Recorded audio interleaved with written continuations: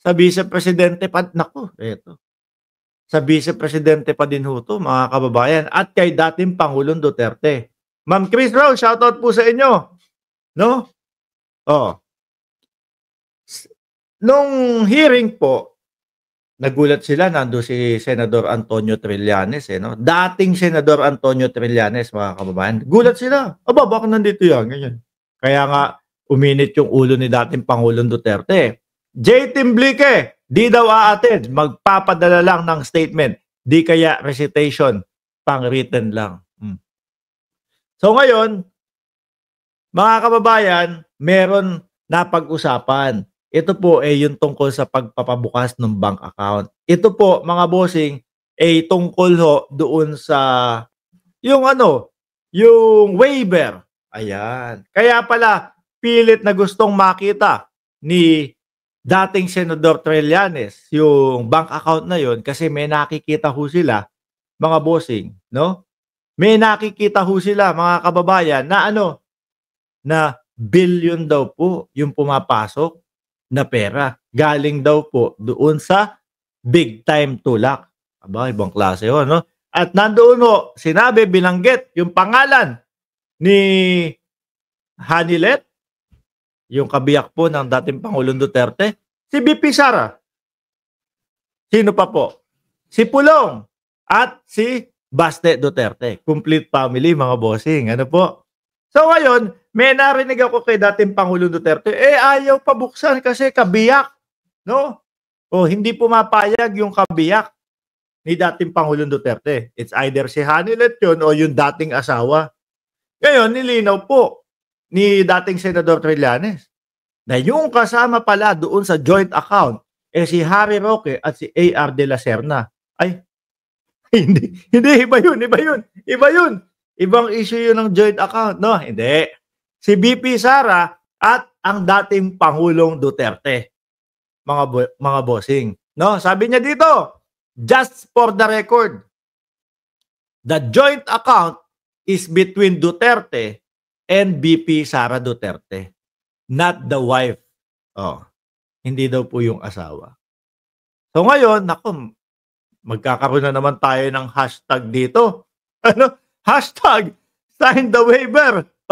Para makita natin kung totoo po yung sinasabi ni dating Senador Trillanes. Sabi pa niya dito, those are the bank records that are in our custody. Just like what I anticipated earlier,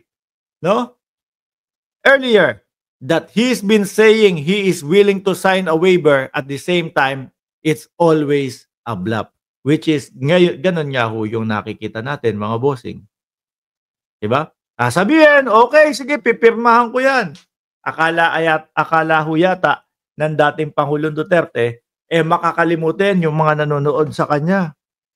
Na, kapag kasabi ko nito, mga 10 minutes lang, wala na, nalimutan na nila to.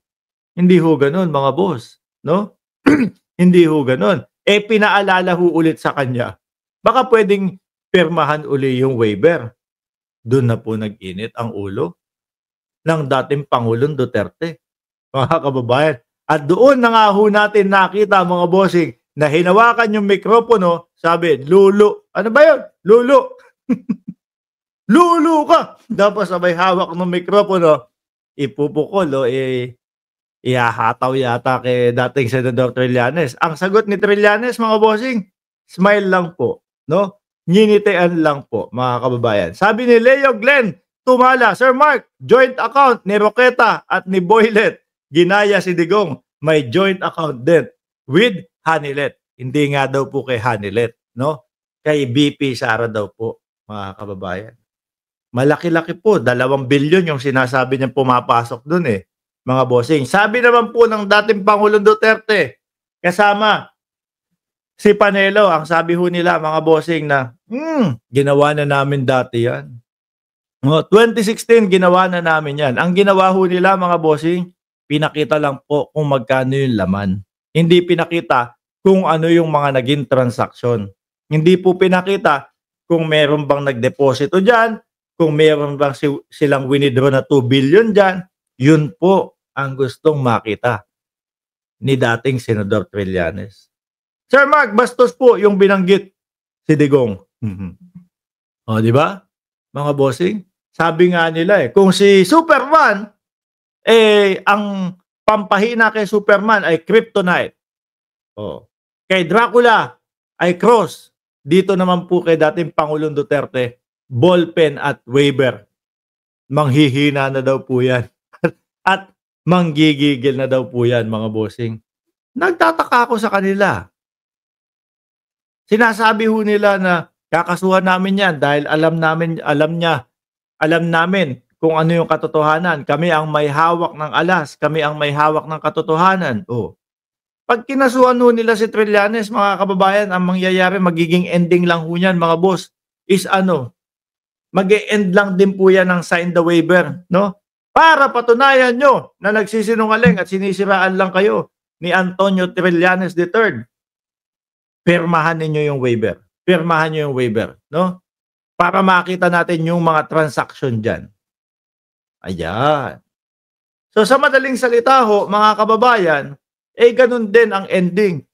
Kapag kinasuhan nila ng libel, itong si dating Senador Trillanes, parang lalo lang ho nilang inilubog sa kumunoy yung kanilang mga sari-sarili ho.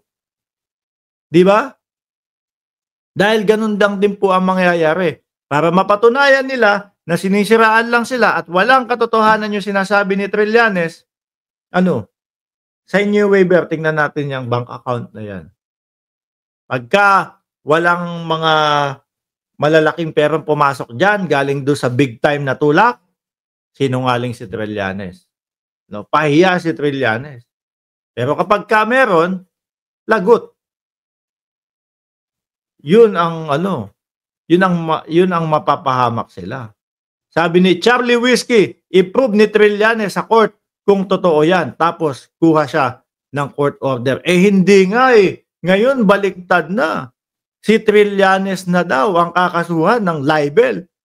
Sabi doon ni Panelo at ni dating Pangulong Duterte. Di ba? Habang si Panelo naka-live doon sa kanyang TikTok, no, habang pinagkakakitaan niya ang dating Pangulong Duterte, dating Pangulong Duterte, sure ka na ba? Nakakasuhan mo tong si Trillanes?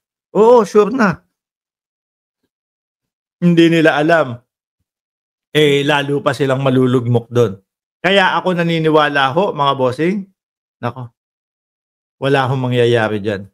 Doon sa sinasabing, sampahan ka namin ng kaso.